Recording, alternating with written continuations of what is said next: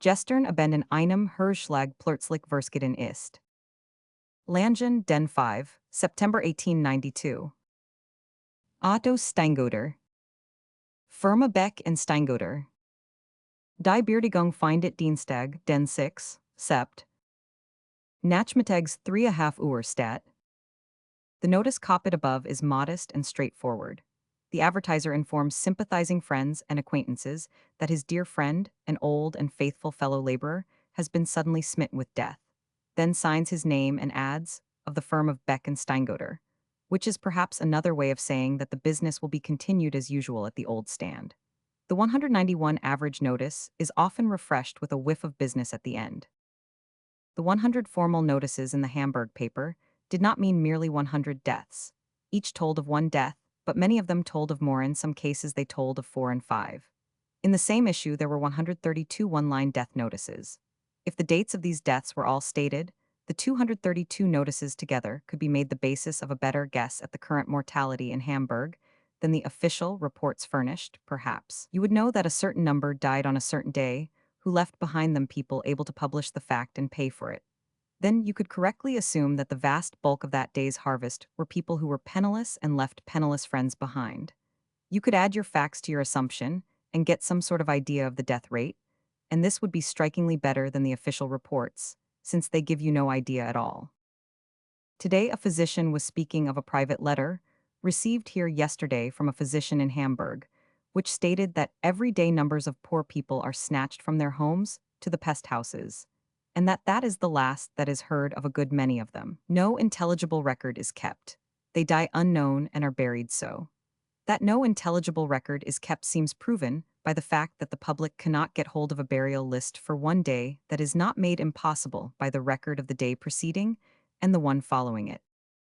What I am trying to make the reader understand is the strangeness of the situation, here a mighty 192 tragedy being played upon a stage that is close to us, and yet we are as ignorant of its details as we should be if the stage were in China. We sit in front, and the audience is in fact the world. But the curtain is down, and from behind it, we hear only an inarticulate murmur. The Hamburg disaster must go into history as the disaster without a history. And yet, a well-trained newspaper staff would find a way to secure an accurate list of the new hospital cases and the burials daily, and would do it, and not take it out in complaining of the foolishness and futility of the official reports. Every day we know exactly what is going on in the two cholera-stricken ships in the harbor of New York. That is all the cholera news we get that is worth printing or believing. All along we have heard rumors that the force of workers at Hamburg was too small to cope with the pestilence, that more help was impossible to get, and we have seen statements which confirmed these sorrowful facts. Statements which furnished the pitiful spectacle of brave workers dying at their posts from exhaustion, of corpses lying in the halls of the hospitals, waiting there because there was no worker idle. And now comes another confirmatory item. It is in the physician's letter above referred to an item, which shows you how hard-pressed the authorities are by their colossal burden, an item which gives you a sudden and terrific sense of the situation there. For in a line it flashes before you this ghastly picture, a thing seen by the physician, a wagon going along the street with 5 sick people in it, and with them 4 corpses. Queen Victoria's Jubilee. 1897. So far as I can see, a procession has value in but 2 ways: as a show and as a symbol. Its minor function being to delight the eye, its major one to compel thought, exalt the spirit, stir the heart, and inflame the imagination. As a mere show and meaningless like a Mardi Gras march, a magnificent procession is a sight worth a long journey to see. As a symbol, the most colorless and unpicturesque procession, if it have a moving history back of it, is worth 1,000 of it. After the Civil War, 10 regiments of bronze New York veterans marched up Broadway in faded uniforms and bearing faded battle flags that were mere shot-riddled rags, and in each battalion as it swung by, one noted a great gap, an eloquent vacancy, where had marched the comrades who had fallen and would march no more. Always, as this procession advanced between the massed multitudes, its approach was welcomed by each block of people with a burst of proud and grateful enthusiasm. Then the head of it passed, and suddenly revealed those pathetic gaps, and silence fell upon that block, for every man in it had choked up, and could not get command of his voice, and add it to the storm again, for many minutes. That was the most moving and tremendous effect 194 that I have ever witnessed, those affecting silences falling between those hurricanes of worshipping enthusiasm. There was no costumery in that procession. No color, no tinsel, no brilliancy, yet it was the greatest spectacle and the most gracious and exalting and beautiful that has come within my experience. It was because it had history back of it, and because it was a symbol and stood for something, and because one viewed it with the spiritual vision, not the physical. There was not much for the physical eye to see, but it revealed continental areas, limitless horizons, to the eye of the imagination and the spirit. A procession, to be valuable, must do one thing or the other: clothe itself in splendors and charm the eye, or symbolize something sublime and uplifting, and so appeal to the imagination. As a mere spectacle to look at, I suppose that the Queen's procession will not be as showy as the Tsar's late pageant. It will probably fall much short of the one in Tannhäuser in the matter of rich and adorable costumery. In the number of renowned personages on view in it, it will probably fall short of some that have been seen in England before this. And yet, in its major function, its symbolic function, I think that if all the people in it wore their everyday clothes and marched without flags or music, it would still be incomparably the most memorable and most important procession that ever moved through the streets of London. For it will stand for English history, English growth, English achievement, the accumulated power and renown and dignity of 20 centuries, 195 of strenuous effort. Many things about it will set one to reflecting upon what a large feature of this world England is today, and this will in turn move one, even the least imaginative, to cast a glance down her long perspective and note the steps of her progress and the insignificance of her first estate. In this matter, London is itself a suggestive object lesson. I suppose that London has always existed. One cannot easily imagine an England that had no London. No doubt there was a village here 5,000 years ago. It was on the river somewhere west of where the tower is now.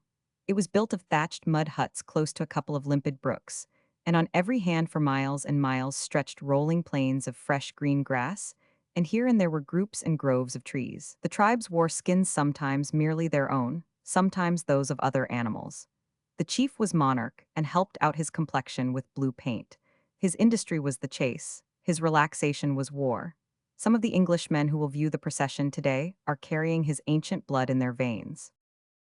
It may be that that village remained about as it began, away down to the Roman occupation, a couple of thousand years ago.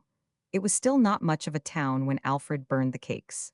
Even when the conqueror first saw it, it did not amount to much. I think it must have been short of distinguished architecture, or he would not have traveled down into the country, to the village of Westminster, to get crowned. If you skip down 350 years further, you will find a London of some little consequence, but I believe that 196 that is as much as you can say for it. Still, I am interested in that London, for it saw the first two processions which will live longer than any other in English history, I think. The date of the one is 1415, that of the other is 1897. The compactly built part of the London of 1415 was a narrow strip not a mile long, which stretched east and west through the middle of what is now called the city. The houses were densest in the region of Cheapside. South of the strip were scattering residences which stood in turfy lawns which sloped to the river. North of the strip, fields and country homes extended to the walls. Let us represent that London by three checkerboard squares placed in a row, then open out a New York newspaper like a book, and the space which it covers will properly represent the London of today by comparison. It is the difference between your hand and a blanket. It is possible that that ancient London ha, 0 inhabitants, and that 100,000 outsiders came to town to see the procession. The present London contains 5 or 6 million inhabitants, and it has been calculated that the population has jumped to 10 million today. The pageant of 1415 was to celebrate the gigantic victory of Agincourt, then and still the most colossal in England's history. From that day to this, there has been nothing that even approached it but Plassey. It was the third and greatest in the series of monster victories won by the English over the French in the Hundred Years, War Cressy, Poitiers, Agincourt. At Agincourt, 197 according to history, 15,000 English under Henry V defeated and routed an army of 100,000 French. Sometimes history makes it 8,000 English and 0 French, but no matter, in both cases the proportions are preserved. 8,000 of the French nobility were slain, and the rest of the order taken prisoners, 1,500, in number among them the Dukes of Orleans and Bourbon and Marshal Boucicaut. And the victory left the whole northern half of France in English possession. This wholesale depletion of the aristocracy, made such a stringent scarcity in its ranks that, when the young peasant girl, Joan of Arc, came to undo Henry's mighty work 14 years later, she could hardly gather together nobles enough to man her staff. The Battle of Agincourt was fought on the 25th of October, and a few days later the tremendous news was percolating through England. Presently it was sweeping the country like a tidal wave, like a cyclone, like a conflagration. Choose your own figure. There is no metaphor known to the language that can exaggerate the tempest of joy and pride and exultation that burst everywhere along the progress of that great news. The king came home and brought his soldiers with him, he and they the idols of the nation now. He brought his 1,500 captive knights and nobles, too we shall not see any such output of blue blood as that today, bond or free. The king rested 3 weeks in his palace, the Tower of London, while the people made preparations and prepared the welcome due him. On the 22nd of December all was ready. 198 There were no cables, no correspondence, no newspapers, then a regrettable defect, but not irremediable. A young man who would have been a correspondent if he had been born 500 years later was in London at the time, and he remembers the details. He has communicated them to me through a competent spirit medium, phrased in a troublesome mixture of obsolete English and moldy French, and I have thoroughly modernized his story and put it into straight English, and will here record it. I will explain that his Sir John Oldcastle is a person whom we do not know very well by that name, nor much care for. But we know him well and adore him, too, under his other name Sir John Falstaff. Also, I will remark that 2 miles of the Queen's Progress today will be over ground traversed by the procession of Henry V. All solid bricks and mortar, now, but open country in Henry's day, and clothed in that unapproachable beauty which has been the monopoly of sylvan England since the creation. Ah, where now are those long-vanished forms, those unreturning feet? Let us not inquire too closely. Translated, this is the narrative of the spirit correspondent, who is looking down upon me at this moment from his high home, and admiring to see how the art and mystery of spelling has improved since his time. Narrative of the spirit correspondent. I was commanded by my lord the Lord Mayor to make a report for the archives, and was furnished with a fleet horse, and with a paper permitting me 199 to go anywhere at my will, without let or hindrance, even up and down the processional route, though no other person not of the procession itself was allowed this unique privilege during the whole of the 21st and the 22d. On the morning of the 22d, toward noon, I rode from the tower into the city, and through it as far as St. Paul's. All the way, on both sides, all the windows, balconies, and roofs were crowded with people, and wherever there was a vacancy, it had been built up in high tiers of seats covered with red cloth. And these seats were also filled with people in all cases in bright holiday attire, the woman of fashion, barring the view from all in the rear with those tiresome extinguisher hats, which of late have grown to be a cloth-yard high. From every balcony depended silken stuffs of splendid and various colors, and figured and pictured rich tapestries. It was brisk, sharp weather, but a rare one for sun, and when one looked down this swinging double wall of beautiful fabrics, glowing and flashing and changing color like prisms in the flooding light, it was a most fair sight to see. And there were frequent maypoles, garlanded to their tops, and from the tops swung sheaves of silken long ribbons of all bright colors, which in the light breeze writhed and twisted and prettily mingled themselves together. I rode solitary in state, as it might be, and was envied as I could see, and did not escape comment, but had a plenty of it, for the conduits were running gratis wine, and the results were accumulating. I got many ribald compliments on my writing, on my 200 clothes, on my office. Everybody was happy, so it was best to seem so myself, which I did, for those people's aim was better than their eggs. A place had been reserved for me on a fine and fanciful erection in St. Paul's churchyard, and there I waited for the procession. It seemed a long time, but at last a dull booming sound arose in the distance, and after a while we saw the banners and the head of the procession come into view, and heard the muffled roar of voices that welcomed it. The roar moved continuously toward us, growing steadily louder and stronger, and with it the bray and crash of music. And presently it was right with us, and seemed to roll over us and submerge us and stun us and deafen us, and behold, there was the hero of Agincourt passing by. All the multitude was standing up, red-faced, frantic, bellowing, shouting, the tears running down their faces. And through the storm of waving hats and handkerchiefs one glimpsed the battle banners and the drifting host of marching men as through a dimming flurry of snow. The king, tall, slender, handsome, rode with his visor up, that all might see his face. He was clad in his silver armor from head to heel, and had his great two-handed sword at his side, his battle-axe at his pommel, his shield upon his arm, and about his helmet waved and tossed a white mass of fluffy plumes. On either side of him rode the captive dukes, plumed like himself, but wearing long crimson satin gowns over their armor. After these came the French marshal similarly habited. After him followed the 100 French knights, with robes of various colors over their armor, and with each two rode two English knights, sometimes robed in various colors, sometimes in white with a red cross on the shoulder, these white-clad ones being Knights Templars. Every man of the 3,000 bore his shield upon his left arm, newly polished and burnished, and on it was his device. As the king passed the church, he bowed his head and lifted his shield, and by one impulse all the knights did the same. And so as far down the line as the eye could reach one saw the lifted shields simultaneously catch the sun, and it was like a sudden mile-long shaft of flashing light. And Lord, it lit up that dappled sea of color with a glory like the golden vortex in the west over the foundered sun. The introduction of this quotation is very interesting, for it shows that our literature of today has a circulation in heaven-pirated editions, no doubt. MT. The knights were a long time in passing. Then came 5,000 Agincourt men at arms, and they were a long time. And at the very end, last of all, came that intolerable old ton of sack and godless ruffler, Sir John Oldcastle, now risen from the dead for the third time, fat-faced, purple with the spirit of bygone and lamented drink, smiling his hospitable, wide smile upon all the world, leering at the women, wallowing about in his saddle, proclaiming his valorous deeds as fast as he could lie, taking the whole glory of Agincourt to his single self, measuring off the miles of his slain and then multiplying them by 5, 7, 10, 15.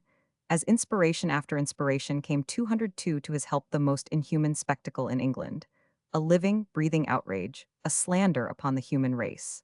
And after him came, mumming and blethering, his infamous lieutenants, and after them his paladins, as he calls them, the mangiest lot of starvelings and cowards that was ever littered, the disgrace of the noblest pageant that England has ever seen. God rest their souls in the place appointed for all such. There was a moment of prayer at the temple. The procession moved down the country road, its way walled on both sides by welcoming multitudes, and so, by Charing Cross, and at last to the Abbey for the great ceremonies. It was a grand day, and will remain in men's memories. That was as much of it as the spirit correspondent could let me have. He was obliged to stop there, because he had an engagement to sing in the choir, and was already late. The contrast between that old England and the present England is one of the things which will make the pageant of the present day impressive and thought-breeding. The contrast between the England of the Queen's reign and the England of any previous British reign is also an impressive thing. British history is 2,000 years old, and yet in a good many ways the world has moved further ahead since the Queen was born than it moved in all the rest of the 2,000 put together. A large part of this progress has been moral, but naturally, the material part of it is the most striking and the easiest to 203 measure. Since the Queen first saw the light, she has seen invented and brought into use. With the exception of the cotton gin, the spinning frames, and the steamboat, every one of the myriad of strictly modern inventions which, by their united powers, have created the bulk of the modern civilization and made life under it easy and difficult, convenient and awkward, happy and horrible, soothing and irritating, grand and trivial, an indispensable blessing and an unimaginable curse, she has seen all these miracles, these wonders, these marvels piled up in her time, and yet she is but 78 years old. That is to say, she has seen more things invented than any other monarch that ever lived, and more than the oldest old-time English commoner that ever lived, including Old Parr, and more than Methuselah himself 5 times over. Some of the details of the moral advancement which she has seen are also very striking and easily graspable. She has seen the English criminal laws prodigiously modified and capital crimes swept from the statute book. She has seen English liberty greatly broaden the governing and lawmaking powers, formerly the possession of the few, extended to the body of the people, and purchase in the army abolished. She has seen the public educator, the newspaper created, and its teachings placed within the reach of the leanest purse. There was nothing properly describable as a newspaper until long after she was born. 204. She has seen the world's literature set free through the institution of international copyright. She has seen America invent arbitration, the eventual substitute for that enslaver of nations, the standing army, and she has seen England pay the first bill under it, and America shirked the second but only temporarily. Of this we may be sure. She has seen a Hartford American, Dr. Wells, apply anesthetics in surgery for the first time in history, and for all time banish the terrors of the surgeon's knife. And she has seen the rest of the world ignore the discoverer and a Boston doctor steal the credit of his work. She has seen medical science and scientific sanitation cut down the death rate of civilized cities by more than half.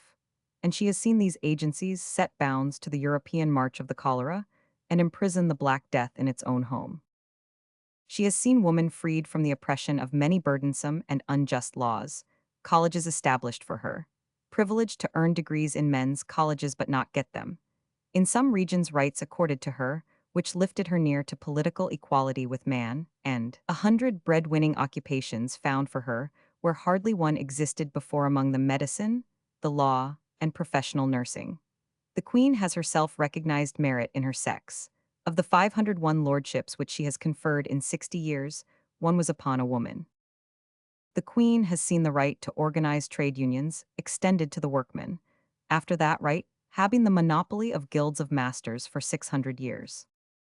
She has seen the workmen rise into political notice, then into political force, then, in some parts of the world, into the chief and commanding political force.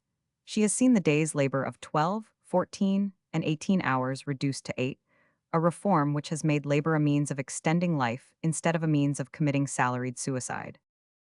But it is useless to continue the list, it has no end.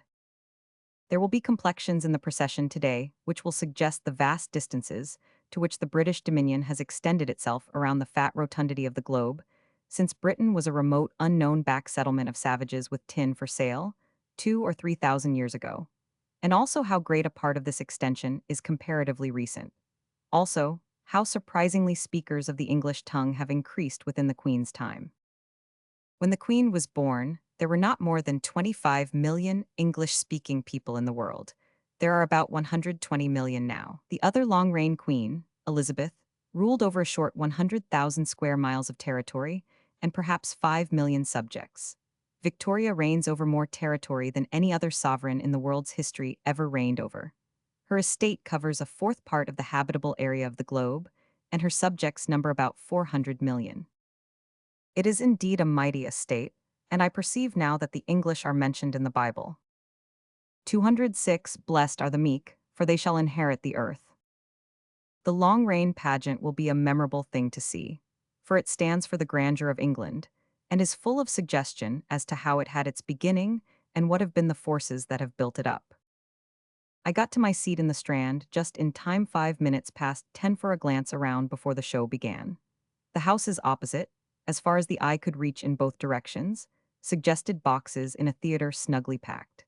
The gentleman next to me likened the groups to beds of flowers, and said he had never seen such a massed and multitudinous array of bright colors and fine clothes. These displays rose up and up, story by story, all balconies and windows being packed, and also the battlements stretching along the roofs. The sidewalks were filled with standing people, but were not uncomfortably crowded. They were fenced from the roadway by red-coated soldiers, a double stripe of vivid color which extended throughout the 6 miles which the procession would traverse. 5 minutes later, the head of the column came into view and was presently filing by, led by Captain Ames, the tallest man in the British Army. And then the cheering began. It took me but a little while to determine that this procession could not be described. There was going to be too much of it and too much variety in it, so I gave up the idea. It was to be a spectacle for the kodak, not the pen. Presently the procession was without visible beginning or end, but stretched to the limit of sight 207 in both directions, bodies of soldiery in blue, followed by a block of soldiers in buff, then a block of red, a block of buff, a block of yellow, and so on, an interminable drift of swaying and swinging, splotches of strong color sparkling and flashing with shifty light reflected from bayonets, lance heads, brazen helmets, and burnished breastplates. For varied and beautiful uniforms and unceasing surprises in the way of new and unexpected splendors, it much surpassed any pageant that I have ever seen. I was not dreaming of so stunning a show. All the nations seemed to be filing by. They all seemed to be represented. It was a sort of allegorical suggestion of the last day, and some who lived to see that day will probably recall this one if they are not too much disturbed in mind at the time.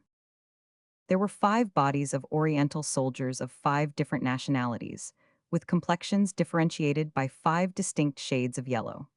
There were about a dozen bodies of black soldiers from various parts of Africa, whose complexions covered as many shades of black, and some of these were the very blackest people I have ever seen yet.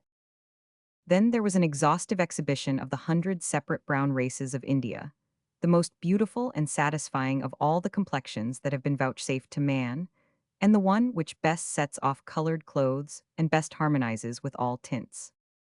The Chinese, the Japanese, the Koreans, the Africans, the Indians, the Pacific Islanders, they were all there, and with them samples of all the 208 whites that inhabit the wide reach of the Queen's dominions.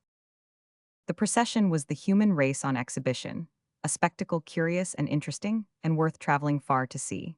The most splendid of the costumes were those worn by the Indian princes, and they were also the most beautiful and richest.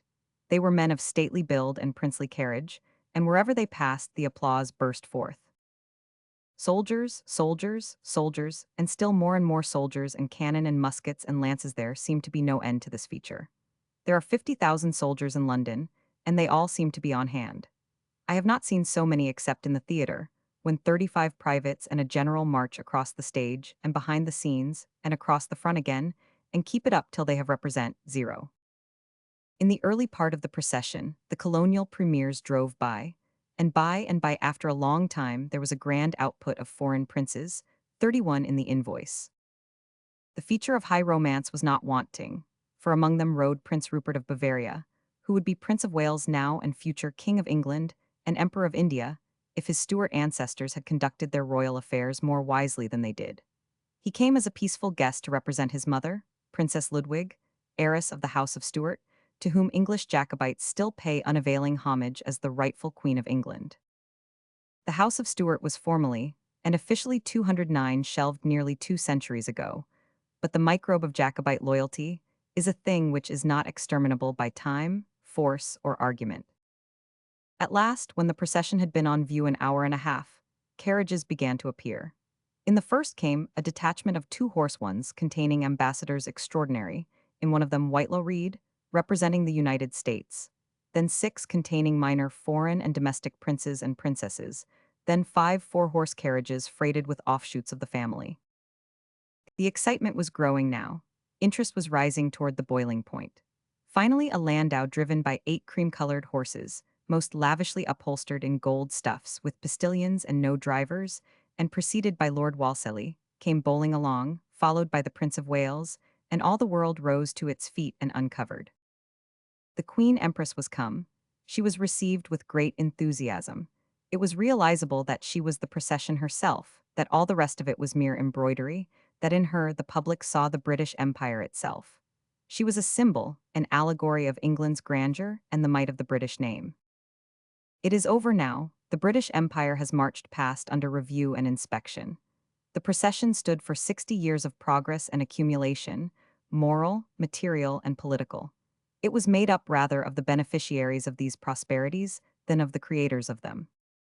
As far as mere glory goes, the foreign trade of Great Britain has grown in a wonderful way since the Queen ascended the throne. Last year it reached an enormous figure of £620 million, but the capitalist, the manufacturer, the merchant, and the working men were not officially in the procession to get their large share of the resulting glory. Great Britain has added to her real estate an average of 165 miles of territory per day for the past 60 years, which is to say, she has added more than the bulk of an England proper per year, or an aggregate of 70 Englands in the 60 years. But Cecil Rhodes was not in the procession. The chartered company was absent from it. Nobody was there to collect his share of the glory due for his formidable contributions to the imperial estate. Even Dr. Jameson was out, and yet he had tried so hard to accumulate territory. 11 colonial premiers were in the procession, but the Dean of the Order, the imperial premier, was not, nor the Lord Chief Justice of England, nor the Speaker of the House. The bulk of the religious strength of England descent was not officially represented in the religious ceremonials. At the cathedral, that immense new industry, speculative expansion, was not represented unless the pathetic shade of Barnato rode invisible in the pageant. It was a memorable display and must live in history. It suggested the material glories of the reign finely and adequately. The absence of the chief creators of them was perhaps not a serious disadvantage. One could supply the vacancies by imagination and thus fill out the procession very effectively. One can enjoy a rainbow without necessarily forgetting the forces that made it. Letters to Satan, 1897. A Swiss Glimpses. 1. If your grace would prepay your postage, it would be a pleasant change. I am not meaning to speak harshly, but only sorrowfully. My remark applies to all my outland correspondents and to everybody else. None of them puts on the full postage, and that is just the same as putting on none at all. The foreign governments ignore the half postage, and we who are abroad have to pay full postage on those half-paid letters. And as for writing on thin paper, none of my friends ever think of it. They all use pasteboard or sole leather or things like that. But enough of that subject, it is painful. I believe you have set me a hard task. For if it is true that you have not been in the world for 300 years, and have not received into your establishment an educated person in all that time, I shall be obliged to talk to you as if you had just been born, and knew nothing at all about the things I speak of. However, I will do the best I can, and will faithfully try to put in all the particulars, trivial ones as well as the other sorts. If my report shall induce your grace to come out of your age-long 212 seclusion and make a pleasure tour through the world in person, instead of doing it by proxy through me, I shall feel that I have labored to good purpose. You have many friends in the world, more than you think. You would have a vast welcome in Paris, London, New York, Chicago, Washington, and the other capitals of the world. If you would go on the lecture platform, you could charge what you pleased. You would be the most formidable attraction on the planet. The curiosity to see you would be so great that no place of amusement would contain the multitude that would come. In London, many devoted people who have seen the Prince of Wales only 1,500 or 2,000 times would be willing to miss one chance of seeing him again for the sake of seeing you. In Paris, even with the Tsar on view, you could do a fairly good business. And in Chicago, but you ought to go to Chicago, you know? But further of this anon. I will to my report now and tell you about Lucerne and how I journeyed hither, for doubtless you will travel by the same route when you come. I kept house a few months in London, with my family, while I arranged the matters which you were good enough to entrust me with. There were no adventures, except that we saw the Jubilee. Afterward, I was invited to one of the Queen's functions, which was a royal garden party. A garden is a green and bloomy countrified stretch of land, which but you remember the Garden of Eden? Well, it is like that. The invitation prescribed the costume that must be worn, morning dress with trousers.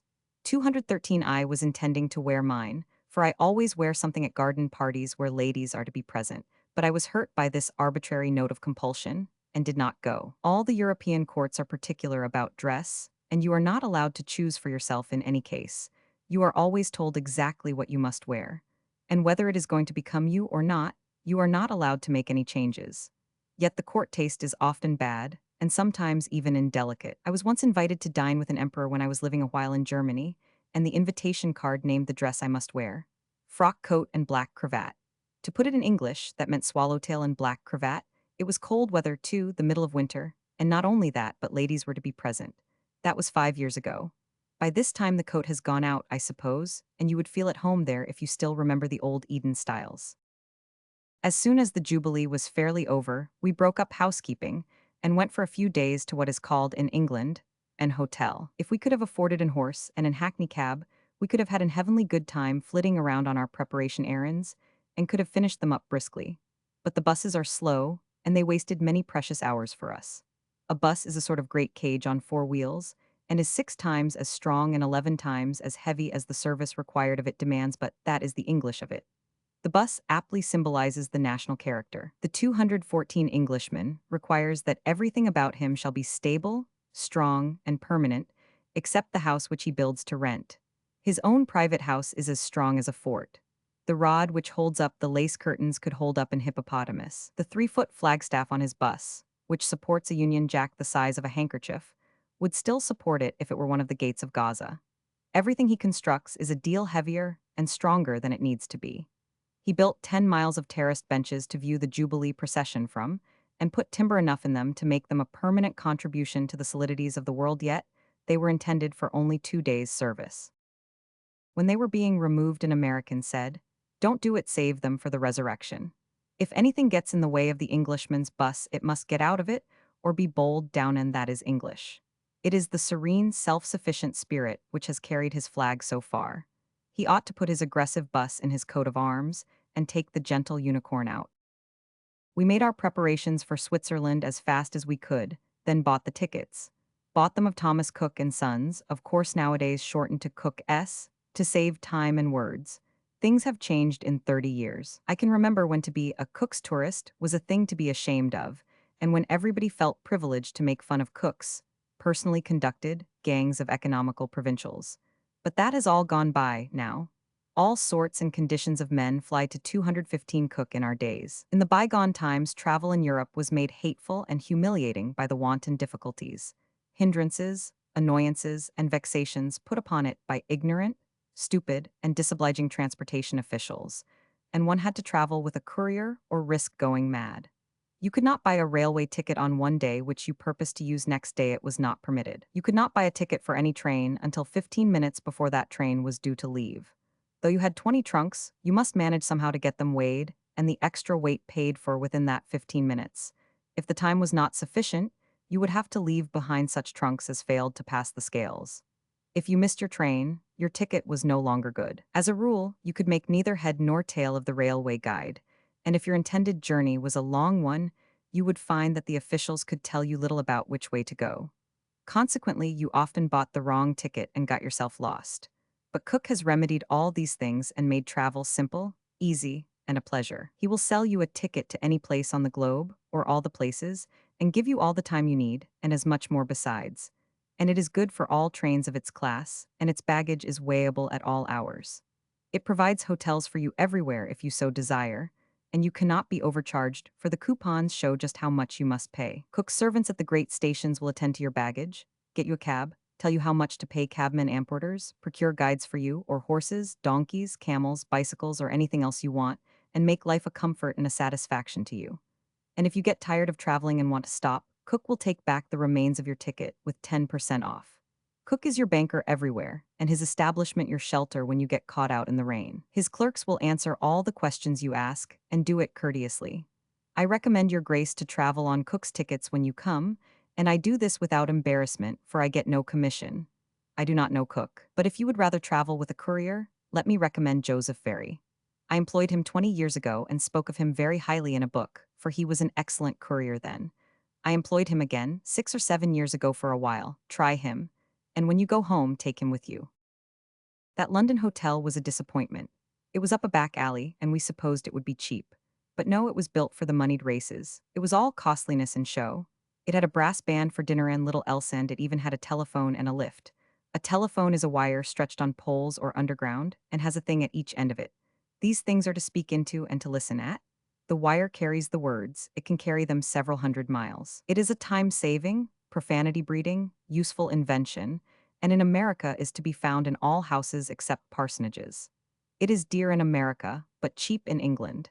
Yet in England telephones are as rare as are icebergs in your place. 217, I know of no way to account for this. I only know that it is extraordinary.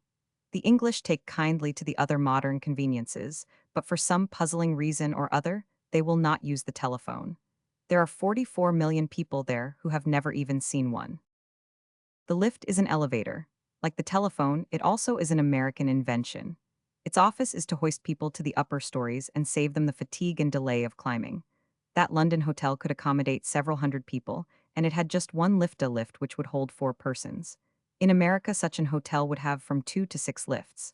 When I was last in Paris, 3 years ago, they were using there what they thought was a lift. It held 2 persons, and traveled at such a slow gait that a spectator could not tell which way it was going. If the passengers were going to the 6th floor, they took along something to eat, and at night, bedding. Old people did not use it, except such as were on their way to the good place anyhow. Often people that had been lost for days were found in those lifts, jogging along, frequently still alive. The French took great pride in their ostensible lift and called it by a grand namesensor. An hotel that had a lift did not keep it secret, but advertised it in immense letters, Il y a unison sur, with 3 exclamation points after it. In that London hotel, but never mind that hotel. It was a cruelly expensive and tawdry and ill-conditioned place, and I wish I could do it a damage. I will think up a way some time. We 218 went to Queenborough by the railroad. A railroad is a well, a railroad is a railroad. I will describe it more explicitly another time. Then we went by steamer to Flushing 8 hours. If you sit at home, you can make the trip in less time, because then you can travel by the steamer company's advertisement, and that will take you across the channel 5 hours quicker than their boats can do it. Almost everywhere in Europe, the advertisements can give the facts several hours, odd in the 24, and get in first. Chapter 2. We tarried overnight at a summer hotel on the seashore near Flushing, the Grand Hotel des Bains. The word grand means nothing in this connection.